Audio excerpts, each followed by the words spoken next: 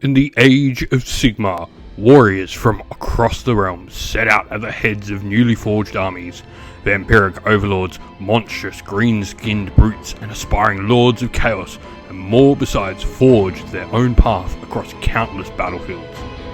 And as they win mighty battles, quest for long-lost treasures, and seek to unlock the arcane mysteries of the realms, their legends begin to grow.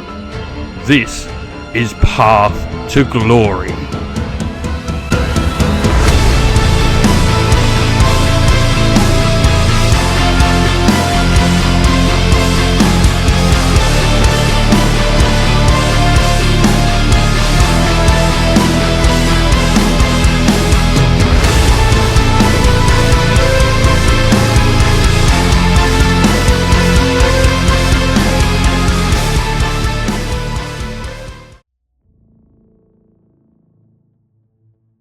Path to Glory is a game mode for narrative-focused play in Warhammer Age of Sigmar.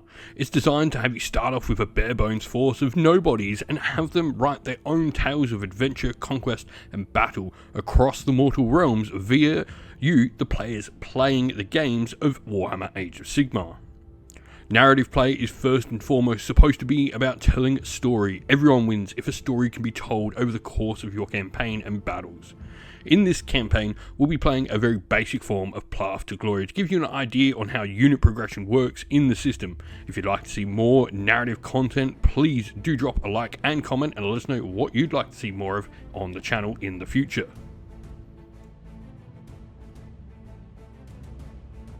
In our campaign on the channel, we'll be playing through the first half of Path to Glory missions found inside the Age of Sigmar core rulebook. Now, let's welcome the players and factions. Stephen will be playing with his Seraphon, led by the Saurus Oldblood Shanos. Angus will be playing with his Ogre Moor tribes, led by the Tyrant Bollarg Frostbelcher. Josh will be playing with his Nighthaunt, led by the Knight of Shrouds Johann Mortbach. And I'll be playing with my Stormcast Eternals, led by the Lord Ordinator Celestus Uranan.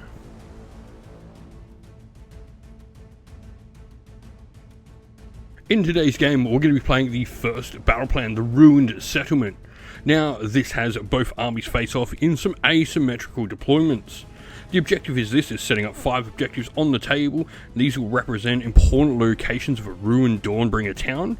For victory conditions, we'll get the Taken Hold, where we score 1 victory point at the end of each player's turn for the objectives they control. Bollarg's Glut Mob, the Ogre Moor tribes played by Angus, are going to be used in our game today, and they have the Prophets of the Gulping God as their battle formation. This gives them the Master Butcher's passive ability, which adds +1 to the casting rolls for friendly Ogre Moor tribes wizards. For their quest over the course of the campaign, until they complete it, they'll have Master Magical Lore. Each time a wizard in their force makes a casting roll of 8+, they gain a quest point, and once they've got 3 or more quest points, they'll successfully complete the quest and gain an extra spell to their spell laws. Speaking of spell laws, they have the spell law of Troggoth Guts. In their prayer lore, they have Pulverizing Hailstorm, while in the manifestation lore, they have Ravadax Gnashing Jaws. Their first regiment is led by the hero and the general Bollarg Frostbelcher, the Tyrant. This model has the Path of the Devout with the aspiring rank Focused Meditation, which gives them some extra points for their rituals at the beginning of the game. They also have an artifact of power called Drugsome Trophies and a heroic trait Touched by the Everwinter, which turns this model into a priest.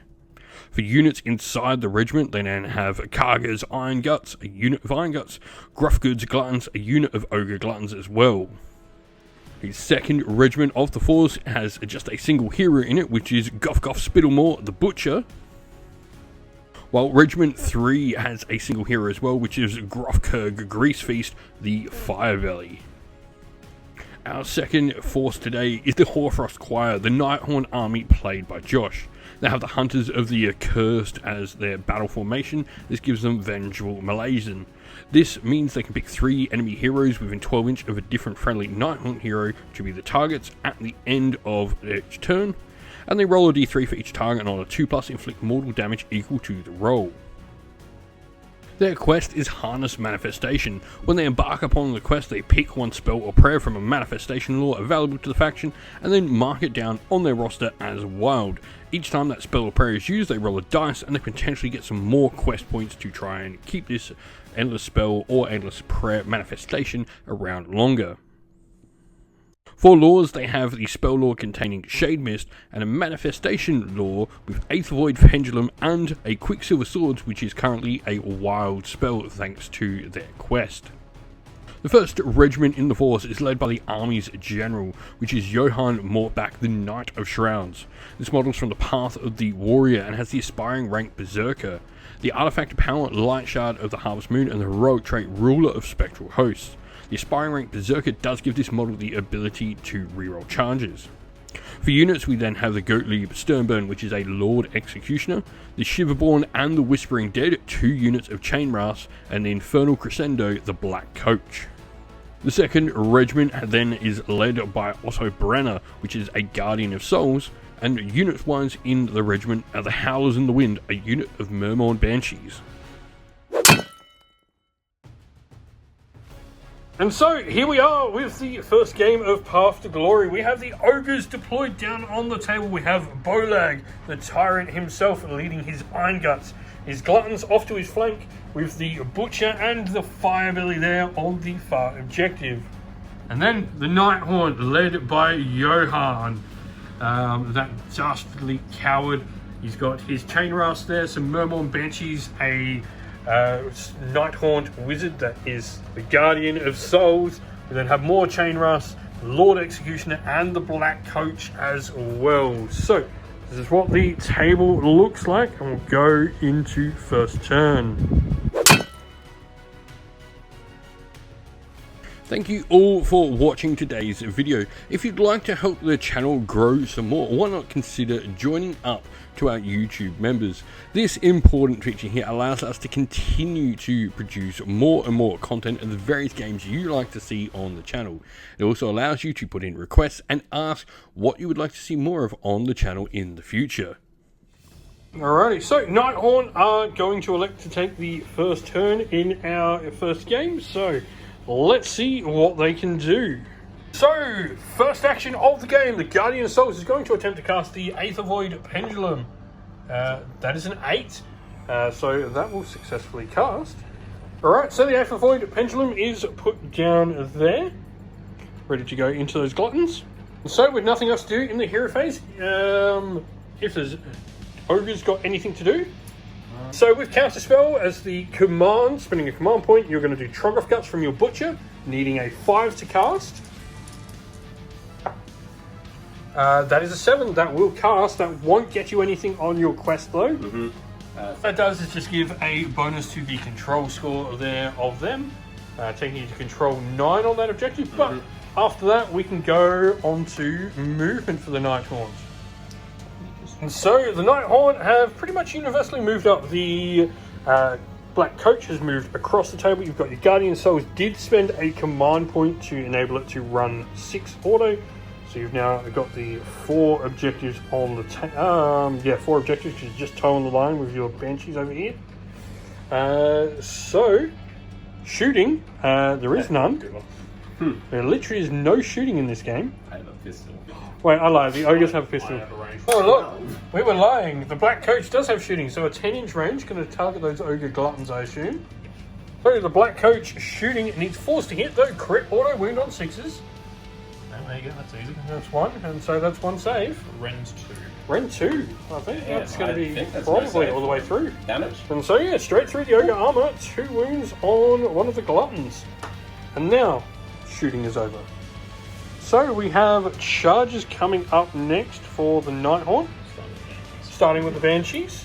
Let's see what they can get. That is going to be a 6. So the Banshees do get in. Next. The Black Coach. The Black Coach is going to go next. So let's see what that can get. But I assume the infantry. 5. And going to spend a command point to re-roll that 5-inch charge on the Black Coach. To a 7. Ooh, it's going to be close. And so, due to the Black Coach's large base, that's not going to be enough because it's not going to be able to jump and get into the combat. Chainrust Horde here at the front, going next. 6. That'll get them in Yeah, easy. shit easy. And so the Chain Rasp Horde just going into the combat there. And lastly, the Knight of Shrouds making a charge. He's in with a 9. Yeah, well in. That'll get him well in there. Up on the gluttons. So, because we are Knight Haunt here, you do have a couple of your charge phase abilities to apply. The Knight of Shrouds will make the Glutton strike last because it's the only character one. Now it's just really deciding where do you want your -1 to hit to go. Also on the gluttons. Also on the Gluttons, so going to double stack into the Gluttons. So, I guess first combat by logic here is going to say you're going to go with the Banshees. That's correct. So, the Mermaid Banshees attacking the fire ability to begin with. 4s to hit, but crit auto wound on these attacks, which will be half your hits. And then 3s to wound. 2 wounds go through. Rend 1. 2. Oh, nice. 2 rend 2 on the fire belly. I'm pretty sure they go straight through him. I believe so. So these are D3 damage a pop going straight through that armor for 4. Oh. And so our next combat will be the Butcher there going into the Chain Rasp. He's within 3 inch, so he can make those attacks. 4 attacks hitting on 4s. 3 hits? That'll be 3. Sorry, 2. I thought that was 5. 2 hits. And winning on 2. Winning on 2s. Both Both wounds. Rends doesn't one care. Ignores. 5 ups. Fail both damage. 3 damage each. So that is 6 wards. And so 6 up ward saves on the Mermons. Plus 1, so 5 damage. Are they 1 each? Oh, sorry, that was on the Chain Rasp, not the Mermons. Yeah, these guys. So the Chain Rasp and Knight of Shrouds are going to attack next. Going with the Knight of Shrouds. The Gluttons have declared all-out defense. So, needing 3s to hit, I assume? 4s. But crit auto wound. So that's 2 auto wounds and 2 hits. 3s to wound. 3s to wound. Lovely. So 4. 4 wounds at no rend with the all out defense. 4 rend, so he's Base save. So your he's base 5 save ups. with that Ren, so 5s, save. 1 damage. Oh, 1 goes Three. through, sorry. Damage? 2 damage. 2 damage, so 2 that is damage. 1 popped. Yep, because of the damage you did before. Yep. So Attacks. next is the Firebelly fighting back against the Mermaid Banshees, needing 4s to Yep. hit. 2. 2 hits. And then 2s to wound. 2s to wound on the Firebelly. Yep. Both wounds. This will be 4 ups or 5 ups on the Mermons. 4 up saves. And Oof. pass both. So Chain Rasp to fight back against the Gluttons. So starting needing 4s to hit. But that will be 3 crit auto wounds there. Force this charge. And then 4s because you did charge, so that will mean 4 attacks on the Gluttons. There is no rend on these, so it'll be 4 ups. 4 ups. Plus 1. Make Oh. it. And wow, makes all of them with ease. So the Gluttons, they do not like the Knight of Shrouds. So they're putting all their attacks into him, hitting on 5s though because of the -1 to I hit. can't use all that. So 5s. There's a few in there. And then 2 plus to wound. So 5. 5 go through. So 5 4-up saves needed on the Knight of Shrouds. Go. Damage. 6 damage then. 6. Oh, 5 up or 4 up saves? So 2 6 of up these. wards. He needs 2 of these. And he gets 2 of them. Left on a wound. Alrighty, so end of round. The Nighthorn are just going to score the 2 objectives down here with the Guardian of Souls and over here with your Lord Executioner and Chain Rasp. The centre is controlled by the Gluttons. They've got their bonus, but they've still got pretty much the whole unit on there as well. And then your Firebelly is out bodying the Mermon Banshees.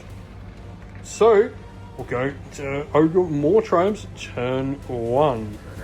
Alright, so we are going to, before the end of turn though, use the Vengeful Malison ability of the Nighthorn.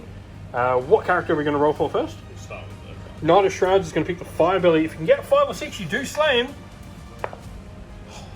Takes 2 wounds and is with 1 left. And your Lord Executioner is going to pick the Ogre Tyrant. 2. Alright, so to begin with, we are going to have the Ogre Tyrant start chanting for his prayers. So you've already got 1 that you generated at the beginning of the game, plus an extra d6. That will be 3, so you got 4 in total. You can choose to bank them or spend them. I think he has to bank them. Alright, so next up we're going to have the Firebelly casting Troggoth Guts. So let's see if you can get it off. Into 5 to cast. That will fail to cast. And then the Butcher is going to attempt Ravnak's Gnashing Jaws. So needing a 7 to cast, but you do get +1 to this. 8, 9. So that is a spell cast. That will be 1 count towards your quest. So Ravnak's Gnashing Jaws comes down on the table. The Nighthorn are going to elect to counterspell this round. But the Nighthorn are going to attempt to try and summon the Quicksilver Swords. 7. 7. 6. No, that will not do it. Alright, now, regardless of whether he actually casts or unbinds the wild spell on his quest, you do have to roll to see if you gain any points on it. So, roll a dice for us. 3. That is the worst possible outcome. That is 3 mortal damage. So, you do get a 6-up ward, being a Nighthaunt model. Nope, not that that helped at all. And so the only other ability is going to be the Tyrant doing his Bully of the First Degree ability on the Gluttons. This just gives them some extra control score, further solidifying that central objective there for the Ogres. Alright, so after that the Ogres have moved, pretty much just this flank over here moving as your Gluttons, Butcher are in combat. Your Firebelly can't retreat because he's only got 1 wound left, and that would see him die if he tried to retreat. So the Tyrant is going to attempt to shoot at the Lord Executioner. This will be -1 to hit. Yeah, Look at it. 5+. So hits on a 5+ now. And 2 1s. No. They just sail right through his ethereal body.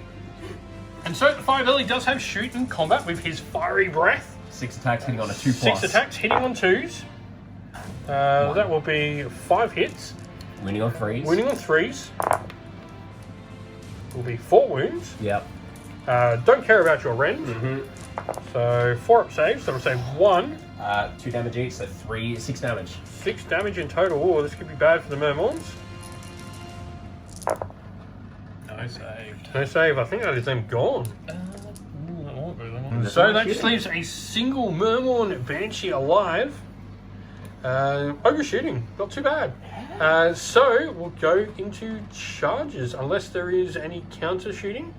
The Ravnak Gnashing Jaws is going to attempt to charge first of all. 9 inches minimum. Hey, That's 9. We'll see what you can do with that.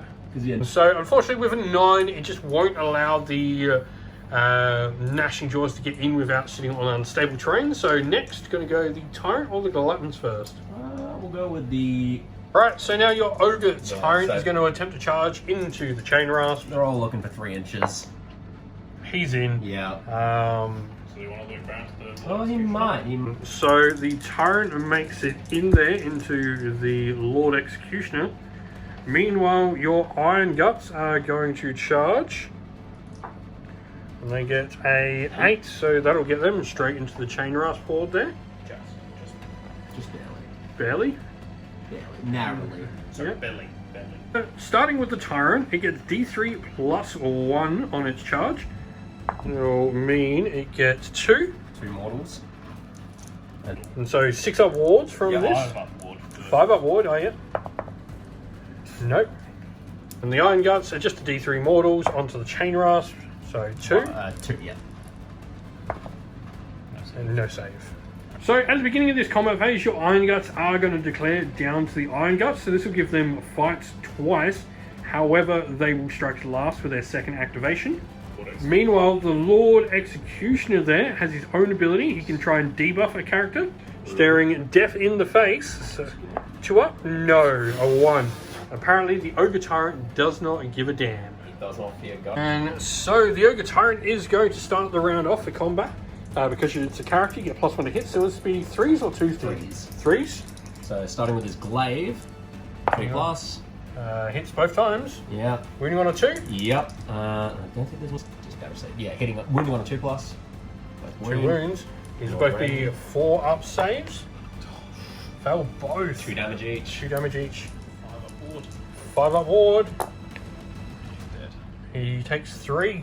That kills him. Remaining attacks go into the... That takes down the thing. So the Knight of Shrouds will then going to all out attack his attacks. So this will bring him down to 2s to hit. Oh no, so threes. We'll Threes. use all out defense on the Gluttons. Gluttons are going to use all-out defense. So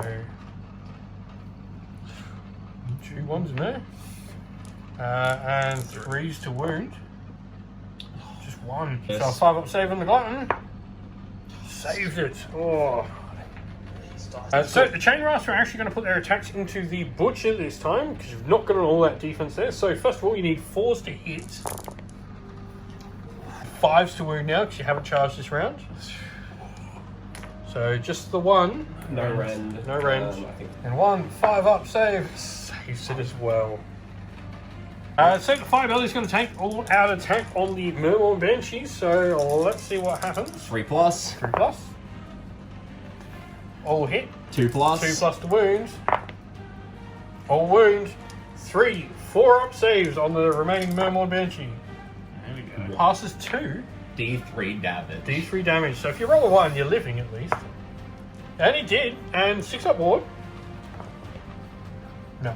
Takes a wound, but is living. Okay. So the Chain Rasp over here are going to go into the Ogre Tyrant. Ooh. So hitting on 4s. 5s to wound. Full house, these are all gonna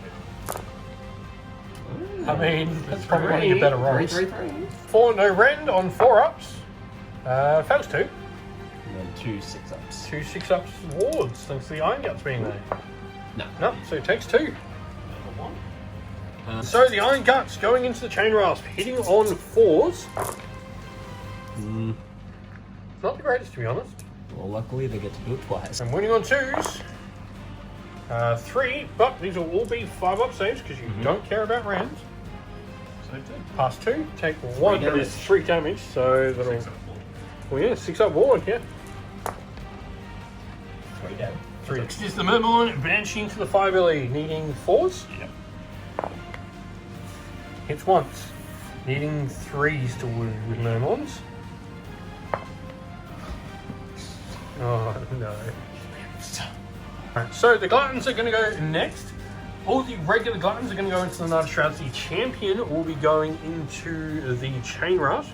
So this is the regular unit. Yep. Knight of Shrouds, so Hitting on these 4s. hitting on 4s. Wounding on 2s. 1, 2, 3, 4, 5, 6, 7, 8. Oh dear. 8 into the Knight of Shrouds. 2 damage each. 4 ups. Spike I mean, So you now need to roll 4 6-up. I need to make all of them. That's right. 4 6-up. Yahtzee, come You're on. telling me there's a chance. You know. Knight of Shrouds does go down. No. And 5 attacks from the champion into the Chain Rasp forward, hitting on 4s. 1 miss. And then Winning on wound 2s. 1 fails. 3 go through. 3 5-ups. And 6 damage. 6 damage. So you need to pass 2 of these to keep the Chain Rasp in the fight. 5, so that will see the Chain Rasp go. The Ogres claim the center. So now the Iron Guts have got the down to the Iron Guts ability, their second attack of the round, which strikes last applied to it. Yep. And so they will hit on 4s. Yup. Yeah, once again. Average is good, don't be complaining. Yeah, true. Oh, it's 2s. So 5 go through. 5 ups. So 1. So that will turn into 12 damage. Yep, 12 damage. 5 to begin with. Do you even roll a 6? No. That is the Chain Rasp horde gone. Alrighty, so end of Ogre's turn 1. There is going to be a bunch of scoring for the Ogres. You can score 1, 2, and 3, meaning you can get 3 to 2 in favour of the Ogres. Alrighty, so priority for round 2. In your pair of shoes. 1. That means the underdog will break ties, so that will be the Nighthorn's choice. No, I want to take it. Nighthorn are taking the turn. And so, because the Nighthorn are the underdog, they get to also roll a d3 for the twist, which is a 3. So that 3 there allows you to pick 1 unit and give +1 attack to all its profiles in melee until the beginning of next battle round. And you were thinking about the Guardian of Souls for a bit there, but ended up choosing the Black Coach. Alrighty, so first things first. We have the hero phase for the Nighthaunt. Got one wizard on the table who can try and cast. And so, Quicksilver Sword is going to be the spell of choice to try and cast. Cast with a 9. I'm gonna try. I'll have to do that at the end of the hurricane. So, we're going to try and stop it with the Butcher. Need to beat the score? No. You do not, so it is going off. So, because that is the wild end of the spell you're trying to capture, got to roll a dice. Let's see what happens. Fine, you're going to gain 5 points along your quest. So after that casting, you can see the sword set up on the flank there. Your Firebelly is going to try and trog off guts off turn. Yep. So we need a 5 And because you get the plus 1. Because you're getting the +1. 6. And so D3 wounds and heals. D3. Oh. On the table, please. 1. Saw that coming. Alright, so we are going to just watch the movement here. The pendulum can run, so let's see what it does. Does it get a nice big 4? Ooh. 12 inches, that's going to be enough. Yep. Yeah, it's going to clip both the Gluttons and the Butcher. So the pendulum gets to pick every unit within 3. Up to 3, yeah. 3 units, up to 3 units within 3. There's only 2, so who are we rolling for first? The Butcher. Butcher on the 2+, it does that many mortal wounds. For 6. Mortal wounds. He's on 1. He's on 1. Wow. And And then the Gluttons, how many mortals? 6 as well. see you later. Nasty. And so movement-wise, the Guardian Souls just sort of moving along there. The Black Coach coming up into the centre, shooting. I have a feeling we know what's going to happen here. It's going to be the Black Coach shooting the Butcher, trying to get that last wound off, I would say. Yep. So the Black Coach is actually going to shoot into the Iron Guts because your own pendulum there is blocking the Butcher from being a target. Forced to hit. Doesn't hit with anything either, so it doesn't matter. Didn't matter. So the Black Coach is going to charge 5. That'll get it in. Yeah. And so the Quicksilver Swords are also going to attempt a charge, needing a big charge here. Ooh, for 10. So that does see the Quicksilver Swords make the charge in. So the Black Coach does have the option to do a debuff. Yep. So the Black Coach, after it charged, gets to pick a unit within an inch, which will be those Gluttons and make them -1 save. But it's also going to do impact hits. D3 on a 2+. 1, 2. 2. So that'll take a Glutton down. Right, so kicking off the combat phase then, the Quicksilver Sword's going to go. They're attacking the Tyrant, needing 3s to hit, but crit mortals. So that will be 2 mortals so far, And not miss. and everything hits. 3s to wound then.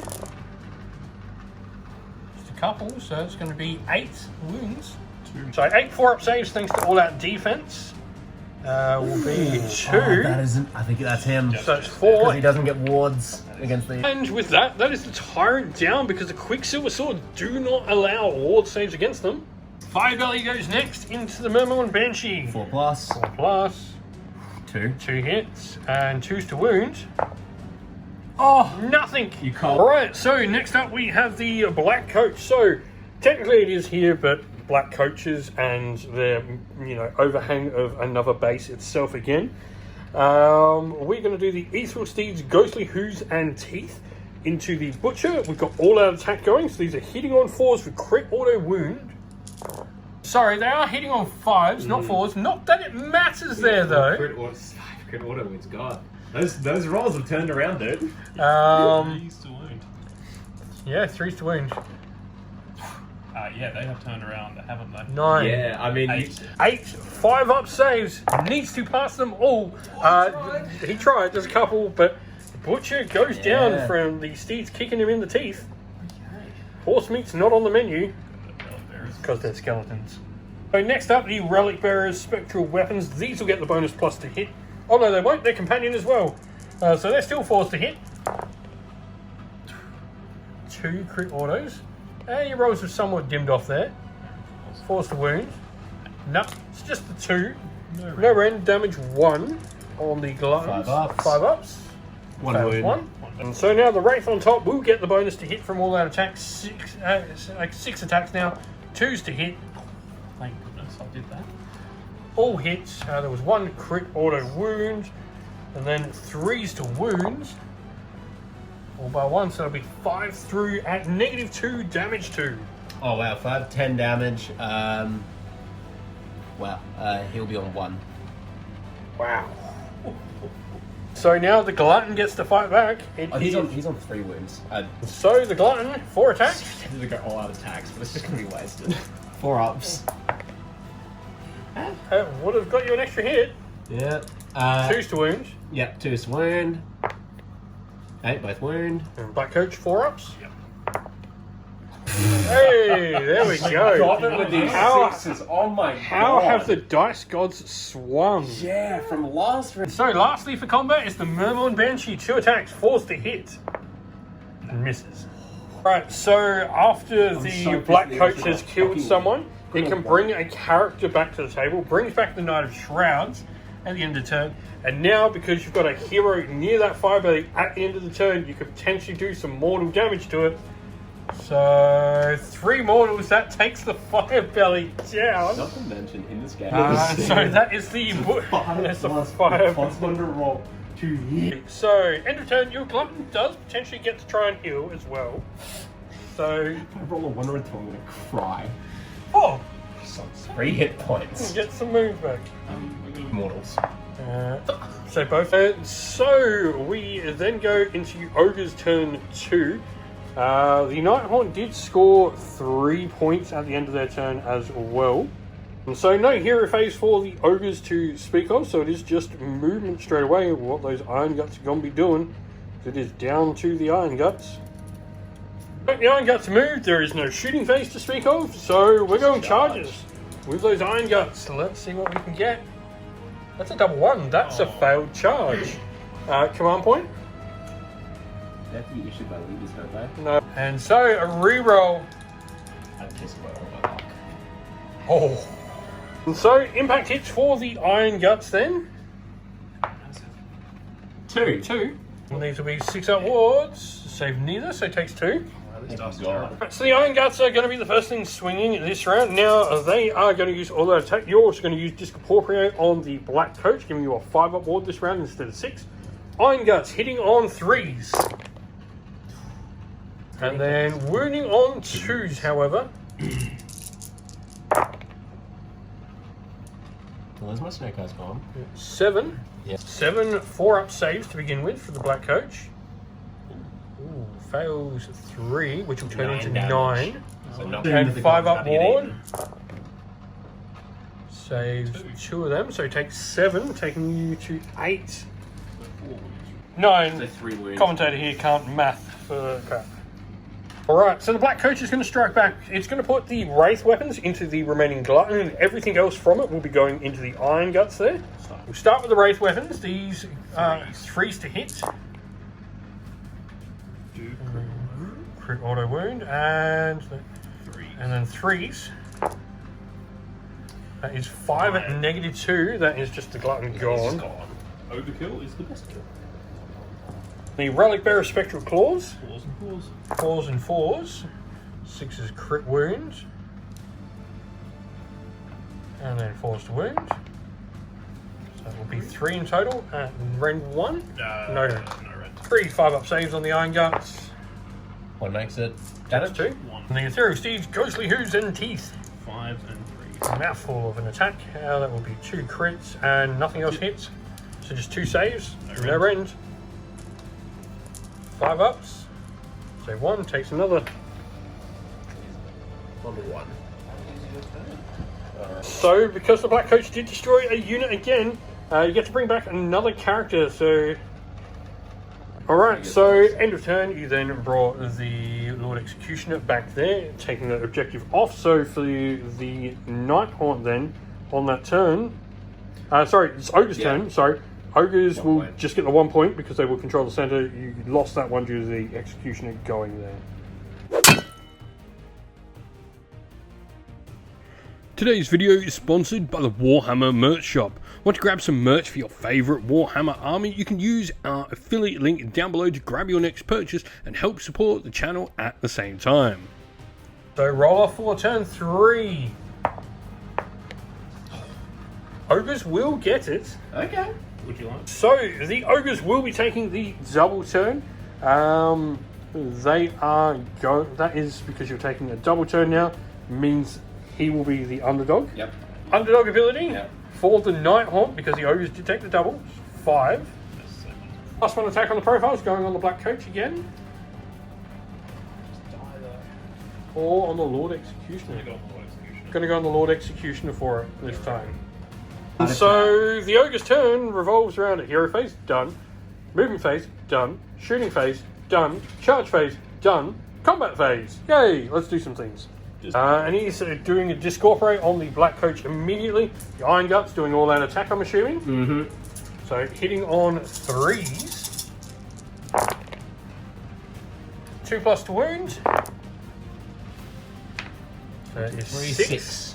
These will be 4 up or armor saves to begin with on the Black Coach. Fucking Fails 1.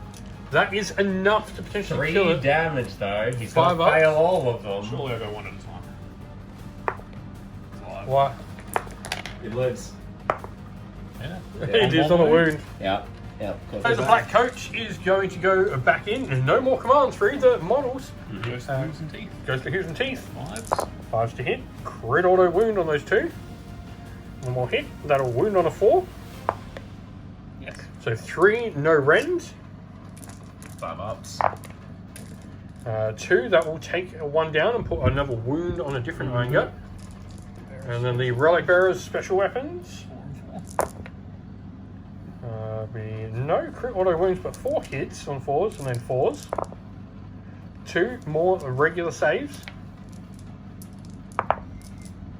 Another wound. And then the Wraith itself, 3s to hit. I mean, he did roll really well last round, so 3's to wound. be 2 at -2, so 4 damage. Go through. So those wounds just pass over to the next Iron Gut there. Yep. So with that, losing that extra glutton there, Iron Guts, does mean that the ogres will lose control of the central objective, so no points for the ogres there. We'll go on to Nighthaunt, turn 3. Nothing really happening in the hero phase. You're choosing not to try and cast anything. Don't want your wizard accidentally dying. But the movement on Banshee in the movement phase, we'll spend a command point to run there, and you've got some other movement happening with your Lord Executioner, and I'm assuming the Quicksilver Swords coming in to mop up those Iron Guts. So after the movement, we are going into shooting. The Black Coach does have shooting combat, so hitting on 4s. 1, and wounding on a 4. No. We'll go charges. Lord Executioner is in with a 10. Quicksilver. And the Quicksilver Swords as well. 7 probably sees them in as well. And the Knight of Shrouds there, charging as well. It gets an 8 and is in. Yep. So they are going to be striking last. Feel free to use some things Lord with -2 Execu- rend so I don't have to roll any more dice. Lord Executioner is using his ability to make the Iron Guts -1 to hit. Yep, yep. For their beautiful... And then the Lord Executioner will swing with 6 attacks thanks to bonus. So all that attack this, so hitting on 2s. Crit auto wound there. And 3s to wound. 5. And that is the Iron Guts gone, which means that will be the ogres taken off the table. End of the round, the Nighthaunt will score the all 5, which means they will get the major victory. There's no more ability to summon your endless spell because it's not going to get killed in any way, so we can end the game up here.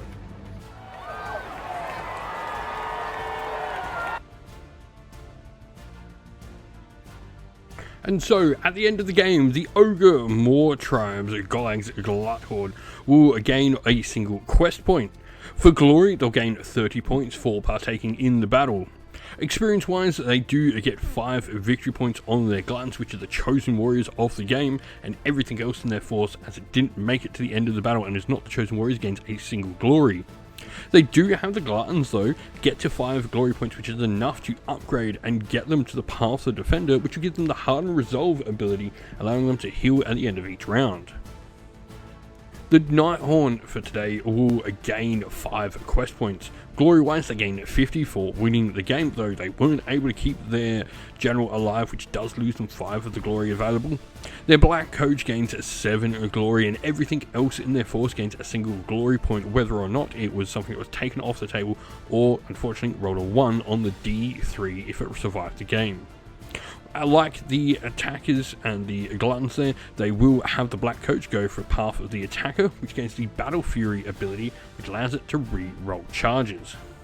Thank you all for watching. We hope this battle report was enjoyable for you, and if you did enjoy it, please go check out some of our others in the playlist on the channel. If you have any questions, please drop a comment down below, and while you're there, don't forget to like, subscribe, and join our Discord server to check out all of our future wargaming content. Thank you all.